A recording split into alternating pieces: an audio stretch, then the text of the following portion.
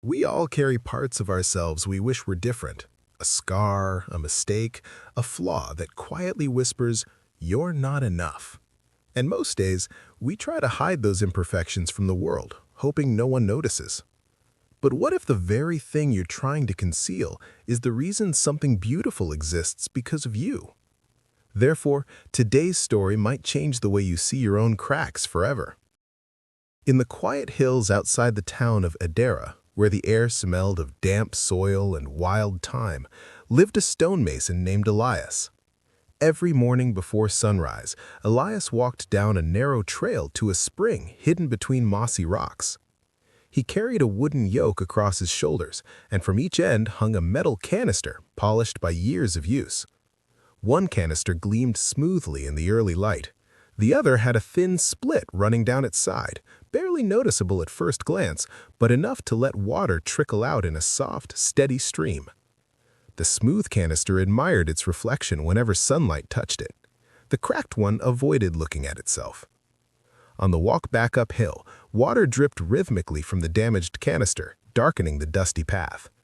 By the time they reached Elias's cottage, it always carried less than the other. The polished canister would clink smugly against the wooden yoke. "Another full load," it would hum quietly. "Some of us do our job properly." The cracked one said nothing, but inside, if metal could ache, it did. Weeks passed. The summer grew warmer, and so did the shame inside the damaged canister. One afternoon, as Elias rested beneath an olive tree, the cracked canister finally spoke. "I'm tired," it whispered, its voice trembling like wind through hollow tin. Elias tilted his head slightly. "Tired of the climb?" "No," it replied. "Tired of failing you." The mason ran his rough fingers over the split in its side. "Every day," the canister continued, "I lose what you work so hard to carry.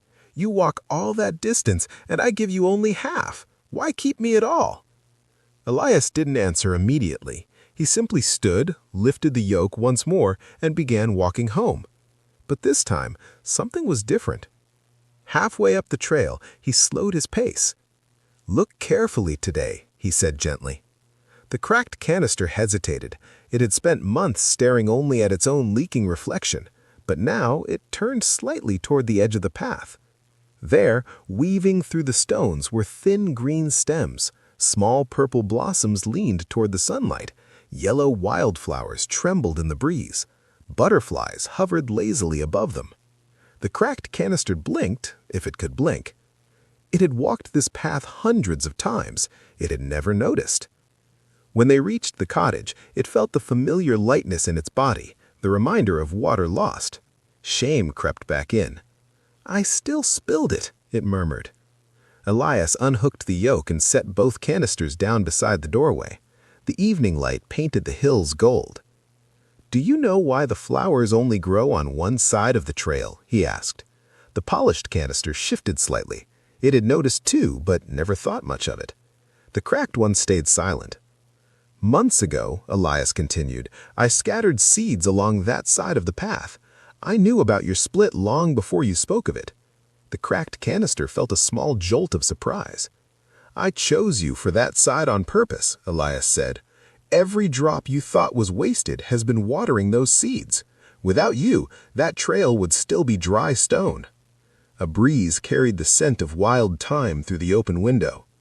"You didn't fail," Elias added softly. "You've been growing a garden." The next morning, the climb felt different. The cracked canister no longer focused on the drip. It listened instead to the soft splash against earth, to the faint hum of bees ahead. As they walked uphill, sunlight filtered through the leaves, casting dancing shadows across blooming flowers. The trail no longer seemed like a path of loss. It felt like a ribbon of color stretching toward the cottage. The polished canister remained silent that day, and something within the cracked one shifted. Not pride, not perfection, but purpose. It still carried less water, but it carried more meaning. Think about this. How many times have you judged yourself for not being flawless, for not measuring up to someone else's smooth surface? The need to be perfect can quietly steal your confidence. It convinces you that unless you carry a full load, you are failing. But sometimes what looks like loss is actually impact. The mason didn't try to fix the crack, he designed around it.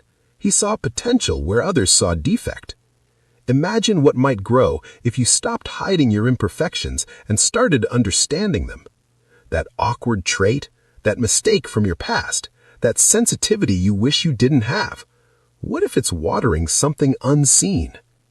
The next time you feel incomplete, pause, look at the trail behind you, and ask yourself what flowers might be blooming because of your cracks.